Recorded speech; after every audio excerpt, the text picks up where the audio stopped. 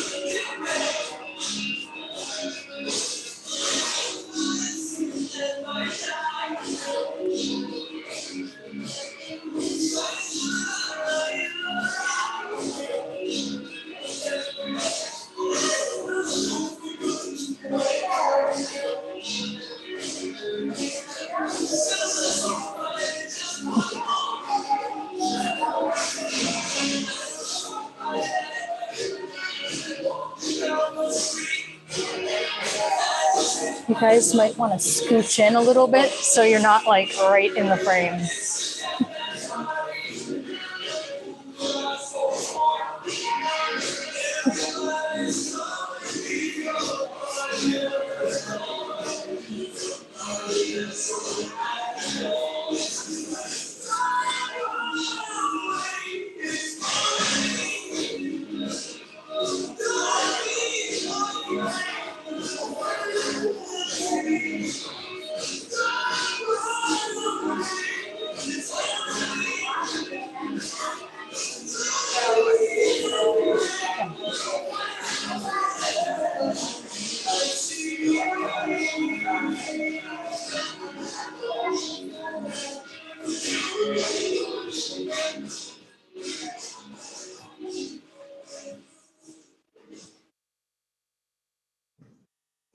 Good morning, everybody. Good morning. Such wonderful costumes. Welcome to Channing Unitarian Universalist Church. We're glad you joined us for worship today. Whoever you are, whatever your theological, spiritual, political, sexual, or racial orientation or gender identity, you are welcome to worship here and become part of this community, living, dead, or otherwise. I have a couple quick announcements. First of all, I am Rick today. That's not my costume. I'm just doing his job because he's out sick. So if you see me bouncing back and forth between a couple things, that's why. We have a special Halloween Day of the Dead service today that Jude is going to be putting on for us. The kids are going to do their parade and then they're going to go to their Halloween party. And then after, instead of our usual coffee hour, we're having an extra long coffee hour, and it's going to be going on basically all afternoon until about 5 o'clock. So if you don't have to hang out for that whole time, but if you want to stay for a little longer or come in and out, or if you have any friends or family that you think might like to stop by, let them know the doors are going to be open. And then at 5:30 tonight, the Girl Scouts are going to be coming in and having their meeting. They're going to be here every other Sunday indefinitely, as far as we can tell. So just be aware that they are going to be sharing a space with us. Tuesday, 6:30 p.m. is craft night, first Tuesday of every month.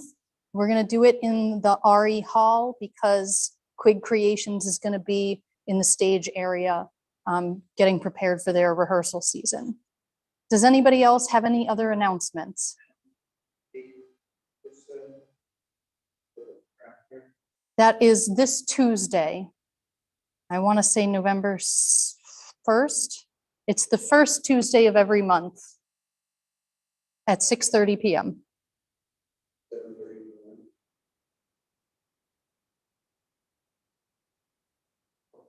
Yes. Yes. I want to announce the church fair Church fair. next month on the 19th, Saturday, 9 to 3. Okay. I believe Donna gave out cards for donations for food basket. Mm-hmm. And if those can stop bringing those in, so we don't forget them. And we'll look for people to sign up that day. We look half a day to take they're short-handed, so anything will help. We want to bring in donations to the White Elephant table. We do that early on.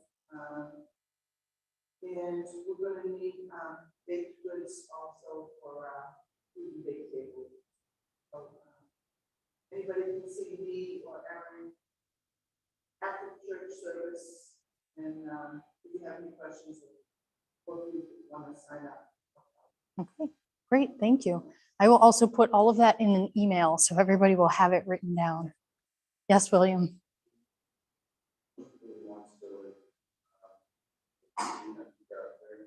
You want a table? That's right. You weren't here last week. Speak to Debbie after service and she will get you signed up if there's space. Thank you. Any other announcements? I guess I have one more. November 12th is our next coffee house with Rob Henriksen. He's a local guy. He lives here in Rockland. Good morning, welcome. So it's same deal. We're gonna have the coffee house. If you want to volunteer, let me know. It's gonna be a fun night, free admission, typical baked goods coffee, that sort of stuff. Rob Henriksen is graciously donating his time and talent. So if you come and show your support, be sure to thank him for volunteering to do this. It was very, very kind of him to do. Last chance for announcements. Yes.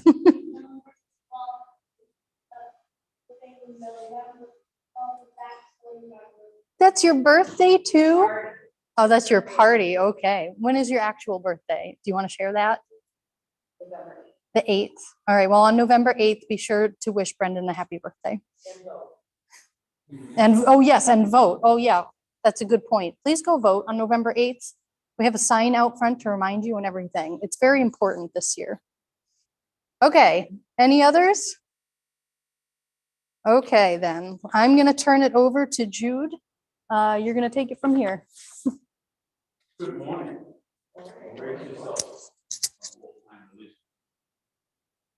That one's great.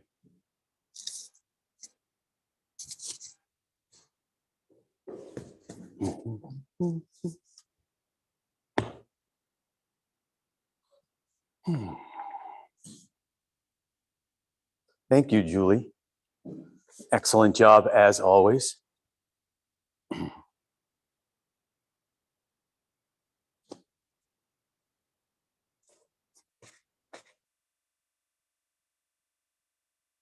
Back in the day, they prayed like this.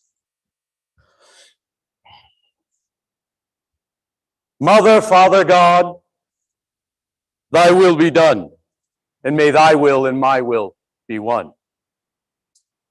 Father, Mother God, thy song be sung, and may thy song and my song be one.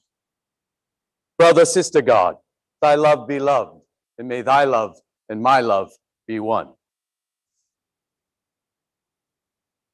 In keeping with our Celtic roots, I wish you deep peace of the running wave to you, deep peace of the flowing air to you, deep peace of the quiet earth, deep peace of the shining stars to you. May the road rise to meet your feet. May the wind be always at your back. May the sun shine warm upon your faces. May the rain fall softly on your fields.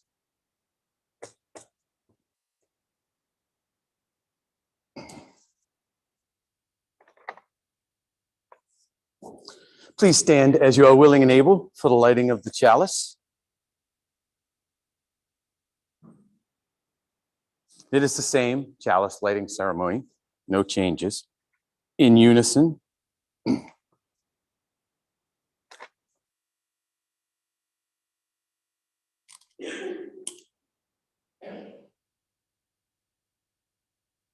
Kindling this flame of our liberal heritage in our chalice of community, let us open to the presence of the sacred. And now the affirmation. Love is the doctrine of this church, the quest for truth its sacrament, and service is its prayer. To dwell together in peace, to seek knowledge in freedom, to serve humanity in fellowship, to the end that all souls shall grow into harmony with the divine. Thus do we covenant with each other and with God.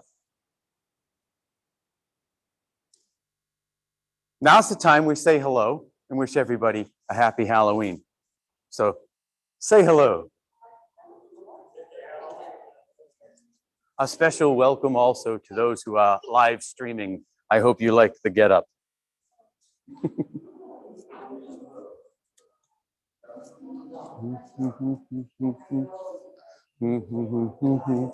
Hello, everybody.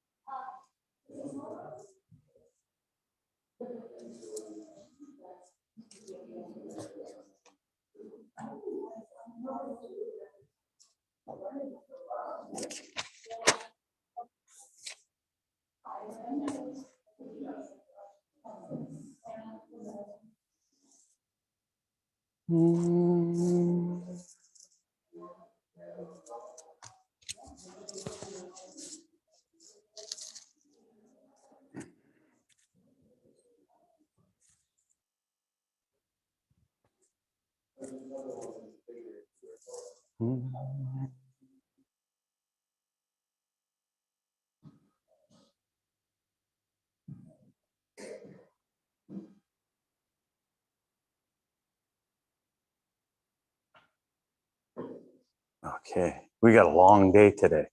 Not a long service, but a long day. I need the kids to come up here and help me cast a spell. Every and all kids, maybe some big kids too, if you like. Okay with me.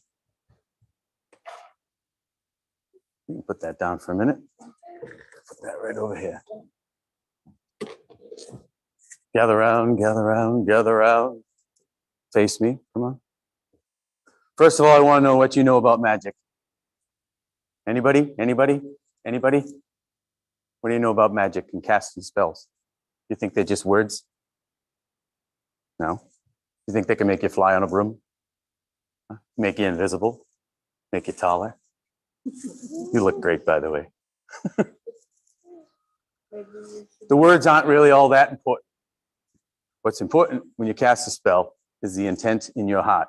And I don't know if you know what intent means, but it means basically what you intend to do, what you plan to do. So if you hold a wish or a prayer or something sacred in your heart, something you long for, something you want to happen, some place you want to go, some skill you want to develop, you can do it with the proper intention. Right now, we're going to loosen up. All right, turn around. Everybody stretch. There are several magic words. Does anybody know any magic words? Anybody? You know any magic words? You got one? Oh, please is a magic word. Yes. Thank you. Anything else?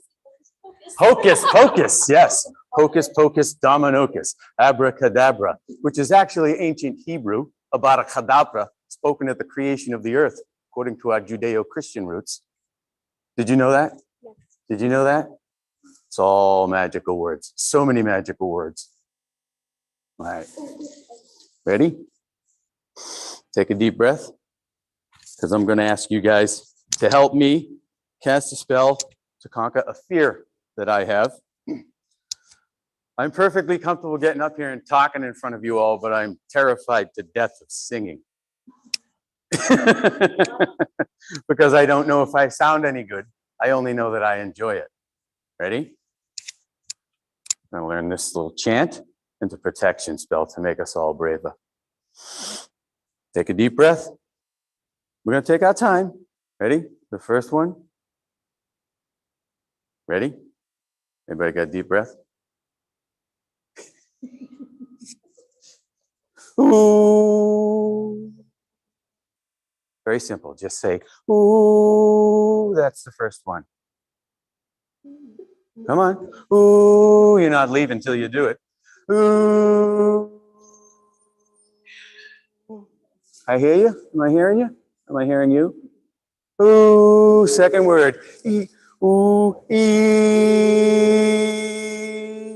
Another ooh. Ooh. You know the next one? Ah, ah. Ooh, ee, ooh, ah, ah. You got that? Let's all together. Ooh, ee, ooh, ah, ah. Ooh, ee, ooh, ah, ah. All right, we're going to add a little bit more.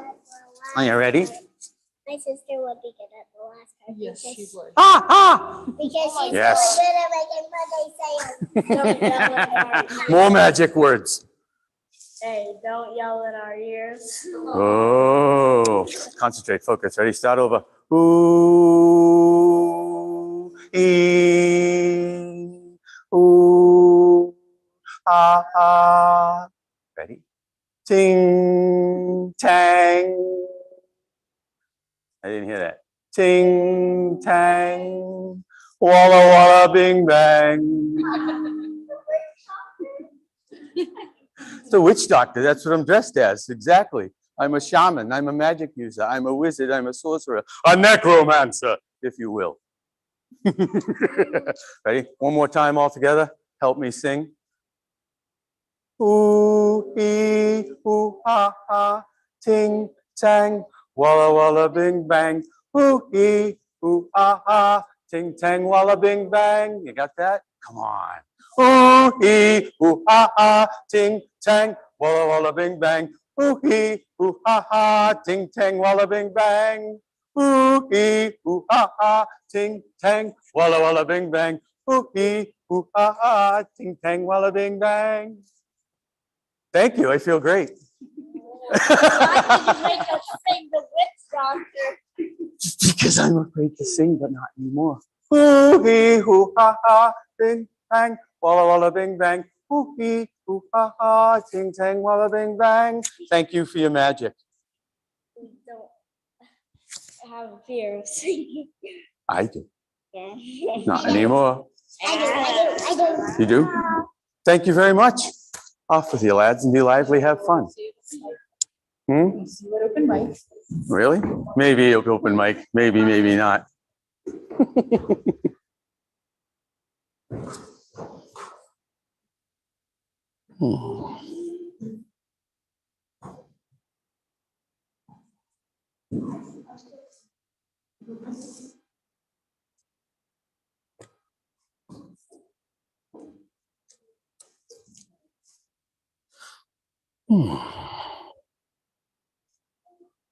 Thank you all again. That was wonderful. Like I said, I don't know if I sound very good, but I enjoy it. So thanks for working the magic with me. I believe that you're all supposed to do your little parade now. I don't know if we had music for that. Here they go, showing themselves off. FBI agent in the house. Got a zombie cheerleader.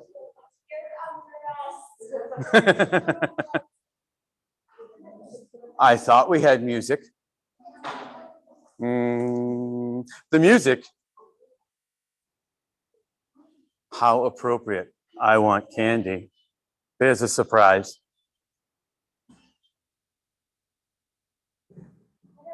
Don't have a bucket? You got buckets upstairs. They're off to have their mischievous fun.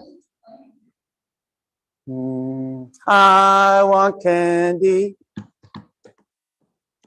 I want candy. I want candy. I want candy. But not cavities, hopefully.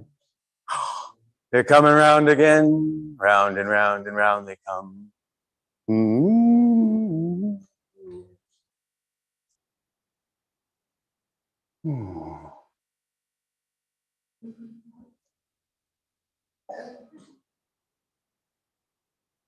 Fare thee well, fare thee well. Have fun.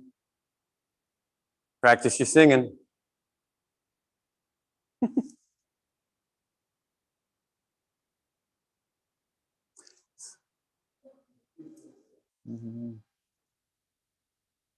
Who will do the collecting of the offering? Excuse me.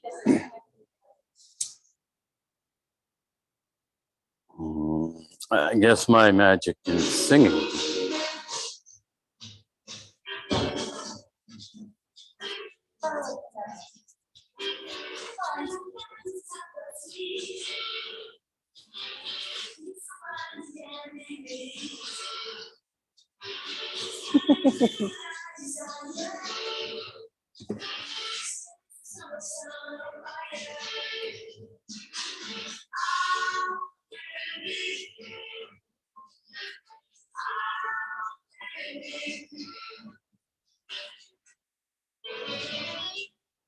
Thank you. That was I Want Candy by Bow Wow Wow.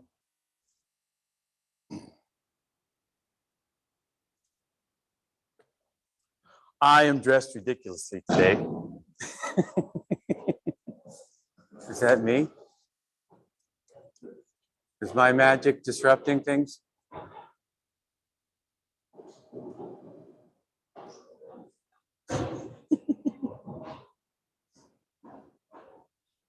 Is this supposed to be on?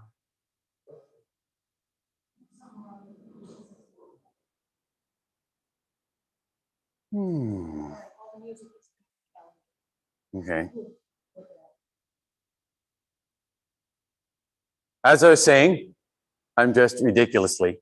And a few words about what I'm wearing. I am wearing what my interpretation would be of a Druid priest of the Celtic long time ago. The Celtic people we know more about than we knew from. They virtually left nothing written, no records of who they were or what they did. They predate most religions and societies. When you say Celt, you're actually talking about what the Romans called barbarians. The empire actually stretched from Turkey all the way to Ireland. And again, nobody knows who they were and where they came from. They had an elite called Druid priests that were magic users. And they communed with trees and worshiped the devil, some people say. So, as ridiculously dressed as I am what they call the piper in some terms. And now the offering, when it's time to pay the piper.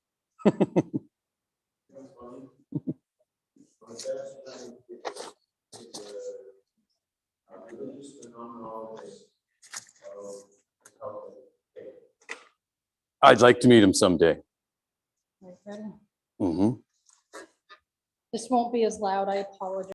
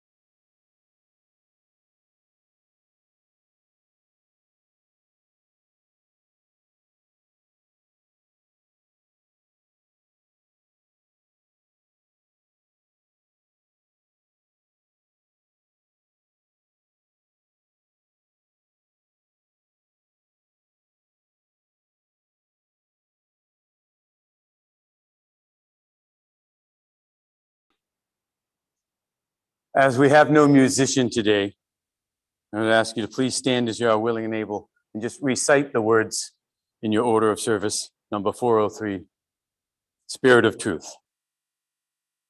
Spirit of truth, of life, of power, we bring ourselves as gifts to thee. Oh, bind our hearts this sacred hour in faith and hope and charity.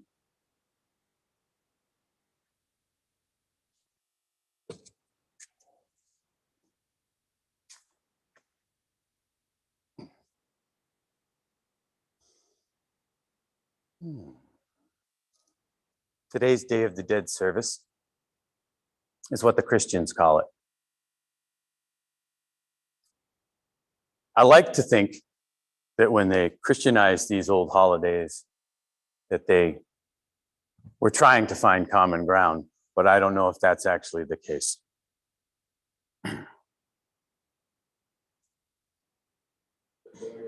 Samhain, as the Celts called this time of year, literally means the death of summer. That is what this hat represents. It's the fall foliage, the last gasp of spring and summer, clinging to life before the cold winter emerges and sheds darkness everywhere. There was a time when people didn't know if the sun would come back, so they held these rituals. They're ancient rituals that actually predate all of us. And it's funny that we have these ancient traditions handed down by strangers to us from very long ago. A lot of us don't even know what they mean anymore.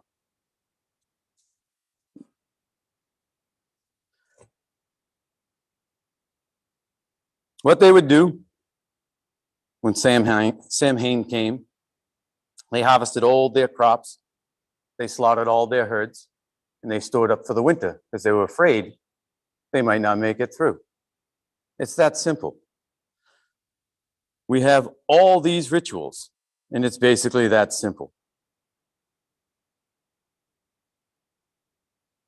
Only God or gods knew if the sun would return. It was the end of their agricultural year. Actually, the end of the year. So today we're actually celebrating the Celtic New Year's Eve. When they slaughtered all the herd, stored up the meat for the summer, they would have hilltop bonfires, which is where we get the word bonfire. And all the hearths of every village would be lit from that fire in a community bonding ceremony. They would have guys or girls running around with torches, and they'd take a torch from the hilltop fire and they'd run through the town and they would touch torches, or they'd run into your house and they'd light the fire again for you so that you would have the warmth of the return and the promise of the return of spring and summer. I wish I had lived at those times because I think I would have fit right in. Druid priests could cast the town's future from the ashes and the bones configuration at the end of the bonfire. And they were summoned for many reasons. They were called for advice, officiate at weddings and funerals, all of those things that we do today.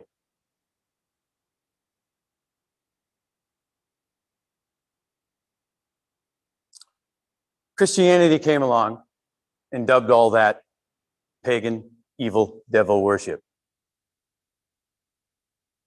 Because it was believed at that time by the old time religion that the dead truly walked among us at that time of year, this time of year.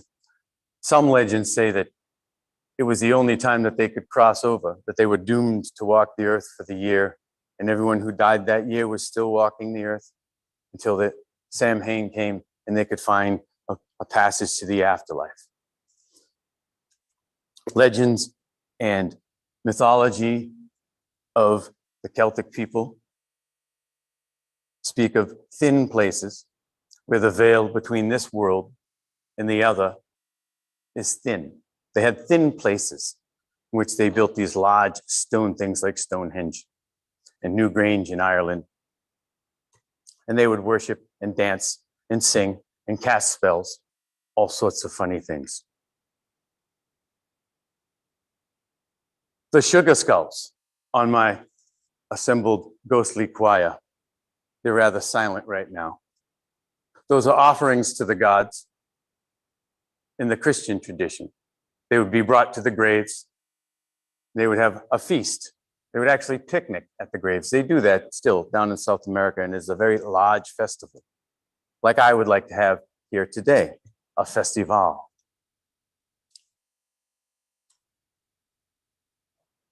There was a horn-headed god that they worshiped.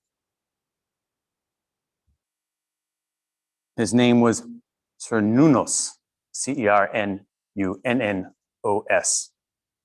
He was a god of fertility. He was a god of strength and power. He was a god of sacrifice. They would sacrifice to him. Young men dressed as stags would run about the village harassing people. They would put on their horns and their pelts, and they would run around and they would harass everybody, mostly women, believe it or not. Because it was a recalling of the unconscious impulse towards the dark side that each person holds inside. I don't know if you know much about modern psychology, but Carl Jung, the Swiss psychologist, spoke about the dark side of humanity. He spoke about everybody having that shadow side inside, and that if you could get used to that shadow side and get familiar with that shadow side and not be afraid of it and not let it command you, then you would have power over it. And that is what these rituals of ancient times tried to do, give you power over your fear. Because, like I said, what this holiday is really about is the unknown. Will there be a future? The ever-present unknown is still with us. And you can conduct stone rituals if you want, holding stones in the palm of your hand and focusing your intent and asking for guidance. And when the time is right, the spirit guide will approach you. It is said that you should not chase after your spirit guide, that you should let him or her find you. Your animal totem will come and give you guidance throughout all of life. What job to take, what town to move to, who to marry, who to divorce, all of that. It was an all-encompassing religion. And we looked at it as something peculiar, something fun. But to them, it really was life or death.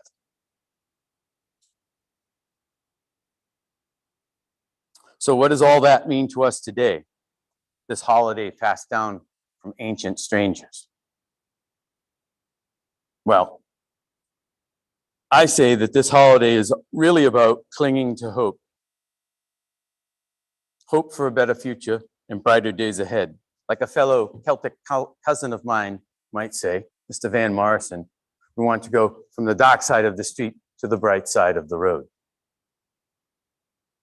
Everybody passes through shadow times in their lives, whether you're struggling with addiction or a disease. We've all struggled with disease lately. Past 3 years, 4 years, complete and total uncertainty. And that's why this holiday is pertinent and important to us today. Because we can reach back and have fun with these peculiar rituals. And if you take it seriously enough, and if you make the effort, and you clear your mind and you focus your intent, you may actually find some peace from some of these old crazy sounding rituals of holding stones in your hands and wishing for your spirit guide. Or, I don't know, they had one where they would sit in front of a mirror and they would stare into their own eyes until everything got blurry, and then they'd stop focusing. And sometimes the animal spirit would leap out at you.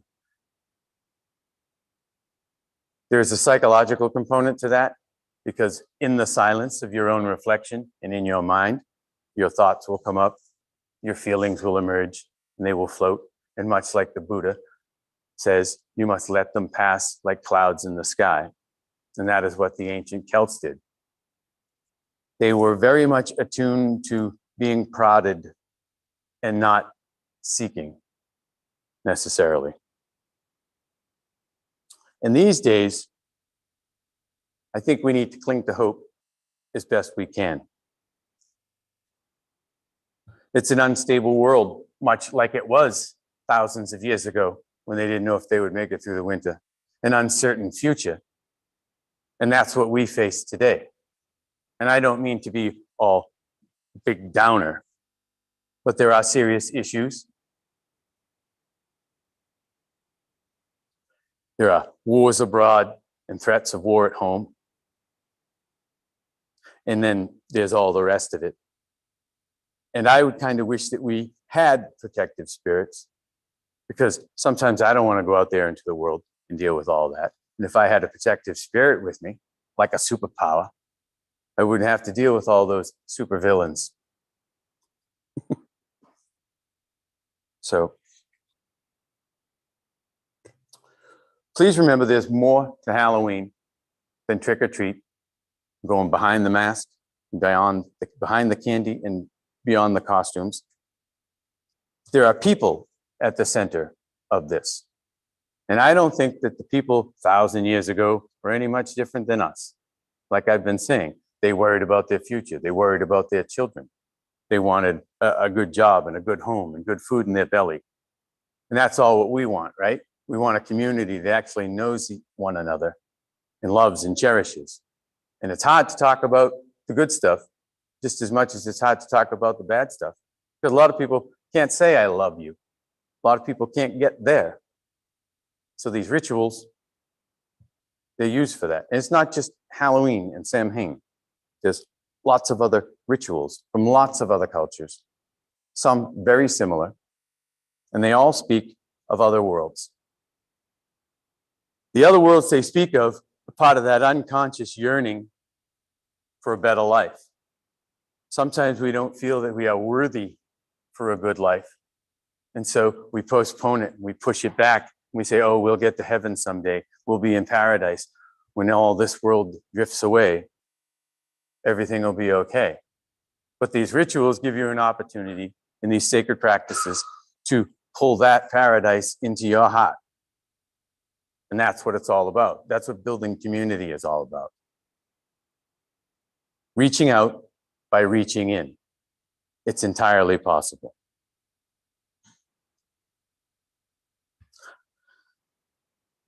I don't know if I believe in protective spirits, or if I believe in magic, or if I believe in God or gods, but it would be wonderful to believe. It would be wonderful if they did exist, and if all of our pain and heartache was going to be wiped away someday, and we'll bask in the glorious light of truth and love. It's hard for me to believe that. Because it's hard to believe it because, as I said, there's wars abroad, there's threats of war at home. There's hunger, which they call food insecurity now. But it's hunger, and people worry. People are scared. And what we did with the kids today, speaking of being scared, was actual magic. Because magic isn't, poof, you're invisible. It isn't, ooh, I can fly on a broom, like I said to them. Magic is what happens between you and the people in your sphere of influence. It's a true connection. That's what you have to seek, and that's true magic. True magic is patience, it is peace, it is love, it is kindness, it is tenderness. And these days, you're called a snowflake, speaking about these things. But I would remind everybody who's not grown up in New England what a snowflake can do. A mighty blizzard. Make you housebound and starve you out. An avalanche could come tumbling down a mountain and crush everything in its path. So snowflakes are formidable things. Interesting thing about snowflakes, they're all individual, just like you. They're all individual, just like fingerprints. But they're also individual on either side sometimes. One snowflake could have two different patterns on either side.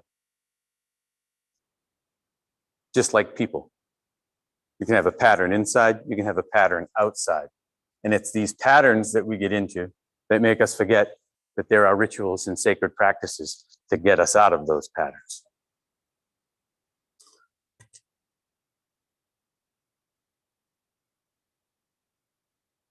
I always loved Halloween, and the Day of the Dead has actually inspired me in several ways. I'm not going to go into all of them today. That's why we have an extended coffee hour this afternoon. But the main point I want to make is that this holiday is still relevant. It is still important in our lives. And we can make it more important or less important as we wish. You send your kids out trick-or-treating to strangers, and you're trusting them. Trust is a hard thing to come by these days. I tend to trust people until they give me a reason not to. So watch your step. Trust is a hard thing to come by.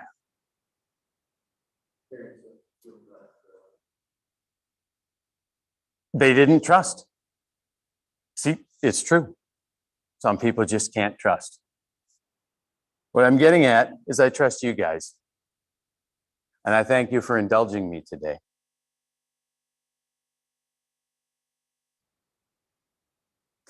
The future is uncertain, as always. But the future is always staring you right in the face.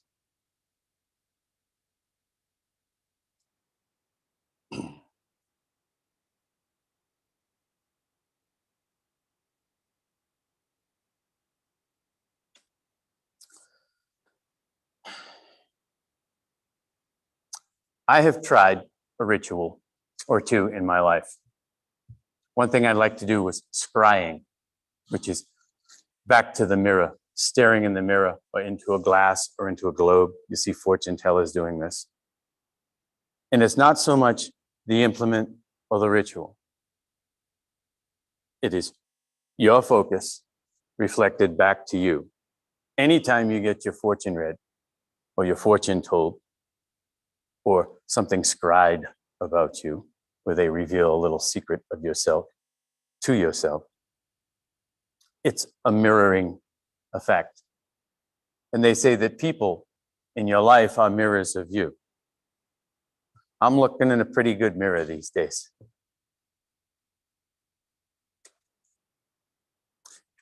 I'm glad to be here, and I hope you brought your appetites.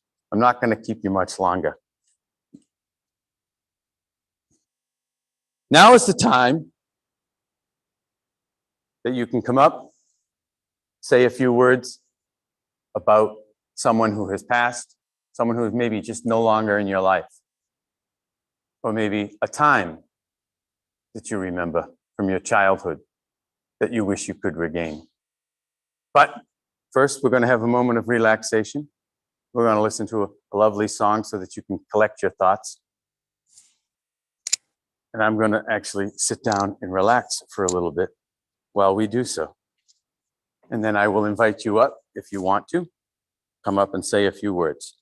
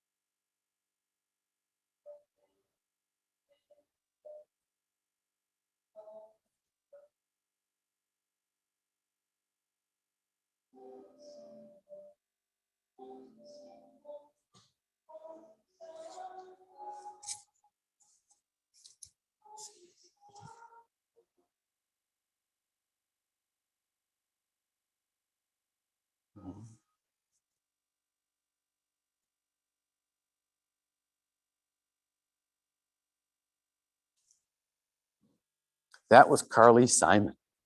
One of my favorite songs, one of my favorite lines. I walk inside of you, so it doesn't matter. Wherever you go, you carry who you know with you. Is there anybody who's carrying somebody?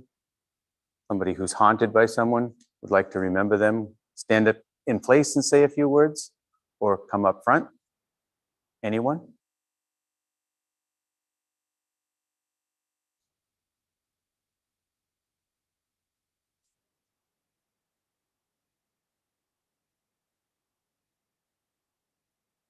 Speak whatever. Yes, you can speak to everyone. Yeah. My grandfather, great grandmother, died recently last year. I was so frustrated because the moments we have that family were so feeling that the God love both. And then my grandfather was very even if those memory is a trigger. Thank you. Anyone else? Oh, new people. What's your name? Rita? Welcome.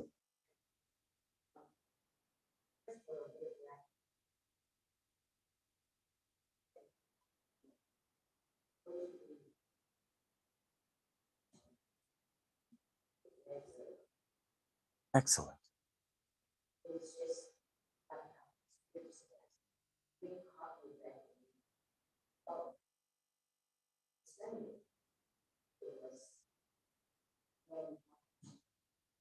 This week has really been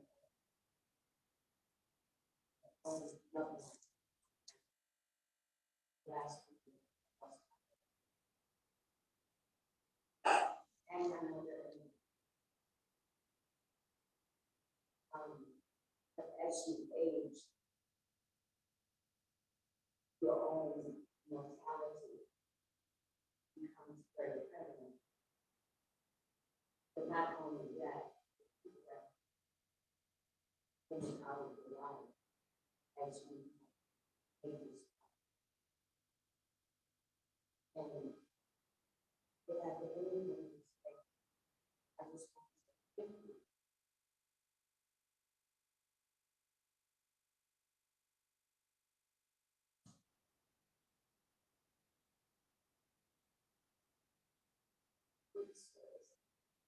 Also, along we have a place was to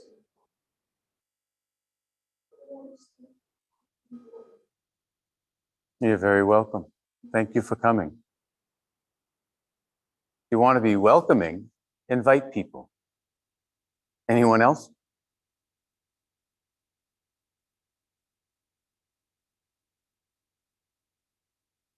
John? Many of you here know that Mhm. very naturally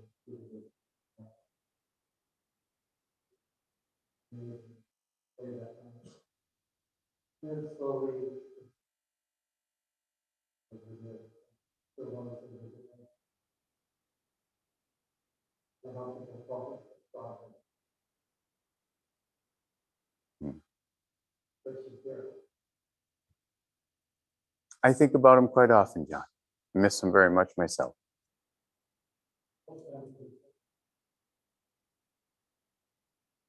Donna.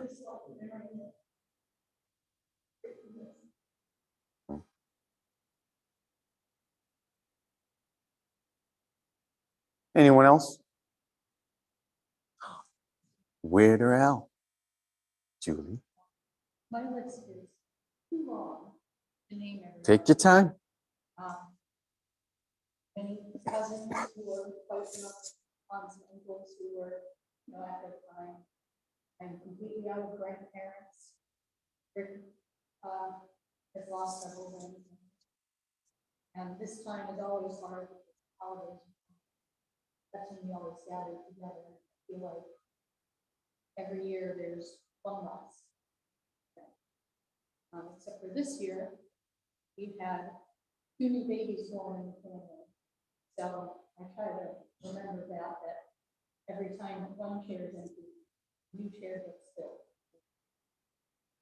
So that's what I try to focus on when I remember everybody that.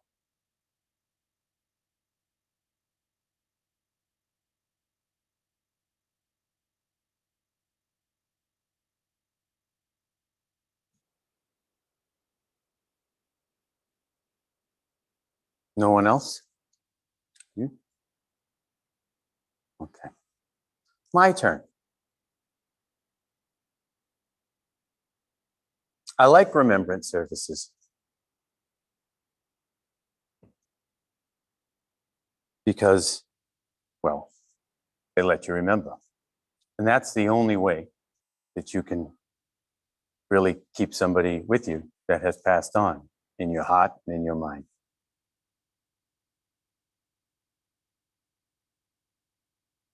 Recently, the American Mental Health Association has said that grieving for too long a period is a mental illness. I'm going to bite my tongue on that one and just say that there are a few people in that are no longer, lots of people, like Julie, my list is very, very long. I am both blessed and cursed with an exceptional memory and recall, sometimes to the point where I have trouble forgetting things. And I don't want to name any names because I don't want to open other people's old wounds. But the people I remember, a man my age, a year ago, died of esophageal cancer. I hope I pronounced that right. What I remember about him is the hardcore lifestyle he led. He never let anything except cancer get him down. He was into death metal, sometimes at 2:15 in the morning, upstairs from the bar that I lived at. I lived up on the first floor, he lived up on the second, and sometimes at 2:14 in the morning, it was all and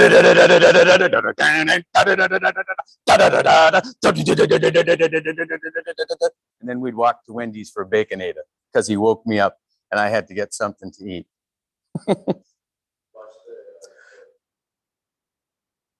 And then I remember a friend, TS, I will call her, died tragically just past the Strawberry Valley golf course years ago in a horrible car accident. I'll just say in which not much survived. And she did not. But what I remember about her is the night I met her, telling more jokes than I ever knew. Just laughter, laughter, laughter all night long. One right after the other. It was like going to a nightclub with this girl. She just hit you with all these jokes. Some of them nice, some of them not so nice, but you're left with a smile. I remember a man, would have been my age, stopped hanging out with us, found a bunch of new friends. It turned out to be not so friendly. Kicked him out of the car on the highway one night, and as he was walking to the next exit, he was gone. That was the fourth one in a succession of 3 or 4. But the one I remember most, and I feel, well, I feel really bad about this because I did not attend her services because it was a suicide and I was angry at her. But I would just tell the American Mental Health Association that I have grieved every day for 35 years for that girl. Because when somebody, for some unknown reason to me, hangs herself at the age of 15, I will grieve that until I die. So please pray for them and bless them. Hold them in your heart. Truly not a day goes by that I do not think of that red-headed, freckle-faced girl. Because I was the last one to see her. I said, I'm right down the street, literally. This end, that end. I woke up the next morning and she was gone. Not having a reason hurts even more.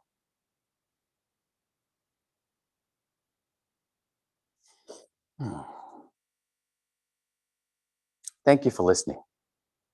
I haven't spoken about her in quite some time.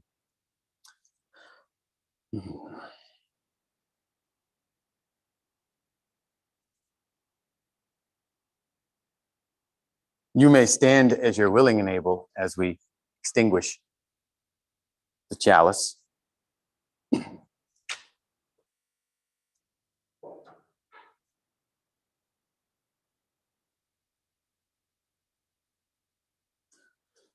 We extinguish the chalice here that it might glow gently in our hearts. May it light your path as you leave this place. May it guide your way until we are together again.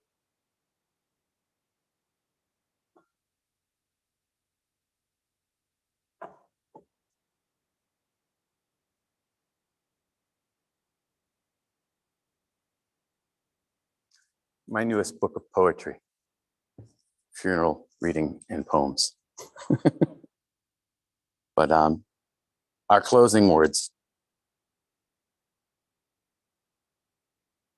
And I present it as a wish to us all.